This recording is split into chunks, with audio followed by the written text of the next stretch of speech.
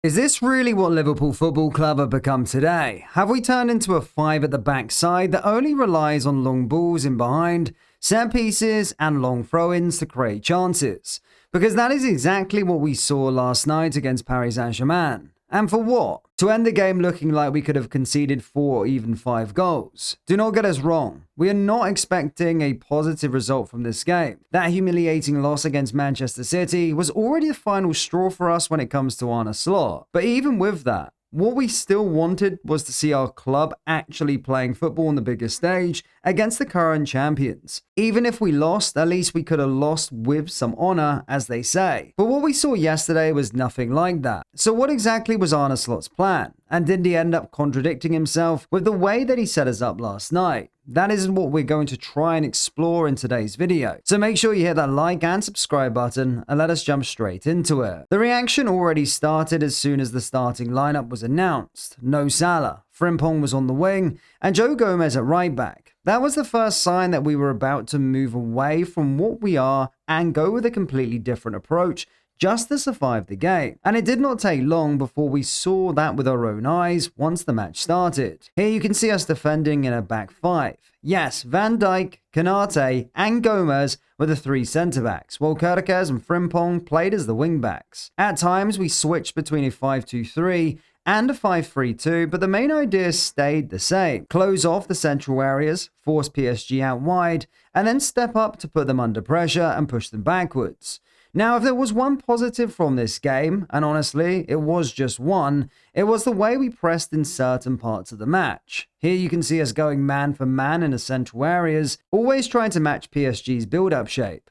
When they had the ball deep, we looked to press them high, and whenever they played it out to the fullbacks or into the wide areas, that was our trigger to go into a man-to-man press. We did this with Frimpong and Kerkez pushing up and jumping onto PSG's fullbacks, while our centre-backs did the same by following any player who dropped deep to receive the ball. In those moments, we were at least aggressive, and for a few spells, it was one of the only parts of our game that actually looked clear and organised. Yes, the shape and the way we wanted to play on the ball was cowardly, there is no doubt about that, but the pressing, at least that was a brave attempt. It was one of the few parts of the performance that showed some courage, and to be fair, that probably does not happen if we do not play with 3 centre-backs. If we had gone with the usual back 4, I do not think we would have seen Konate follow his man that far up the pitch like he did yesterday. Now, we wish we could tell you that our high press worked well for the whole game. It did not. And against a top side like PSG, that was always going to be difficult. What they did was have Vitinha drop in between their centre-backs, which pulled one more of our players forward and started to create problems for us. Then, to give their fullbacks more time on the ball, Vitinha started playing into pressure, holding onto it and trying to take his man on. What that did was delay our wing-back. In this case, it was Frimpong. It stopped him from closing the distance quickly enough, and that gave PSG a bit more space to work with out wide. That way, Neves, who was acting as their left back here, had enough time on the ball to play the long pass. At the same time, both Kvaratskhelia and Mendes were threatening the spaces in behind our centre-backs who were trying to follow them across the pitch. That is where the danger started, because once our defenders got dragged away,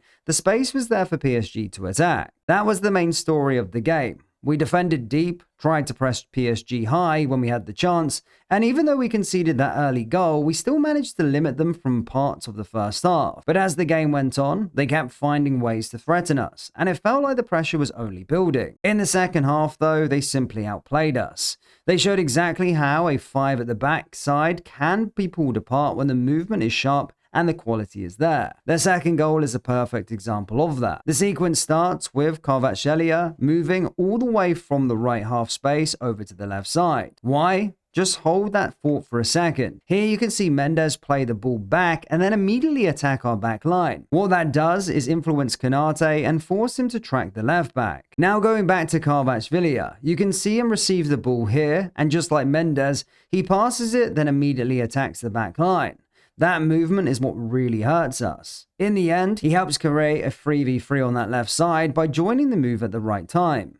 Mendes drags Konate away, which increases the gap between him and Van Dijk and opens up the space in between them. Kvaratskhelia then attacks the exact gap they have just created, while Neves does really well to slow the move down for a second by putting his studs on the ball before slipping through the pass. And that is exactly how PSG managed to break down our back five system. After that, we were lucky not to concede one or even two more goals, because even the positives that we had, which was the press, started to fade as well, and by that point, the game was really only going in one direction. Now, you probably noticed that we have not said much about our approach on the ball. The reason is simple. There is really nothing there to analyze. We kept going long, trying to attack the space in behind, or hoping to win the second ball. On top of that, we looked like a side that was mostly relying on long throw-ins and corners to maybe get something. So really, what more is there for us to explain? There was no real build-up, no real control, and no clear idea with the ball at our feet. Now it is 2-0, with the return leg still to come at Anfield. And no matter how bad we are right now,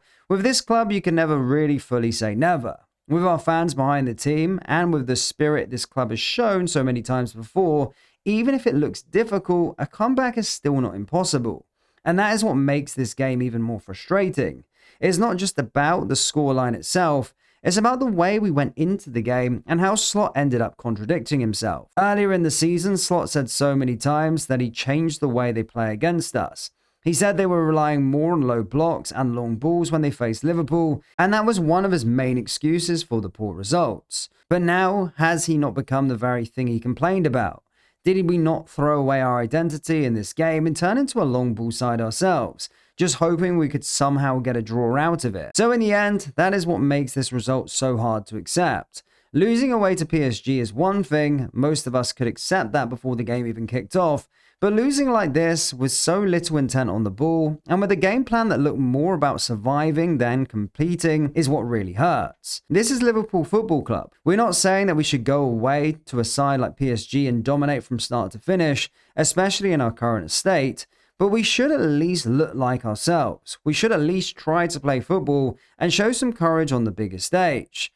Now, of course, the tie is not over yet, it's still 2-0, and we are going back to Anfield, a place where this club has produced some of the most special nights in football history.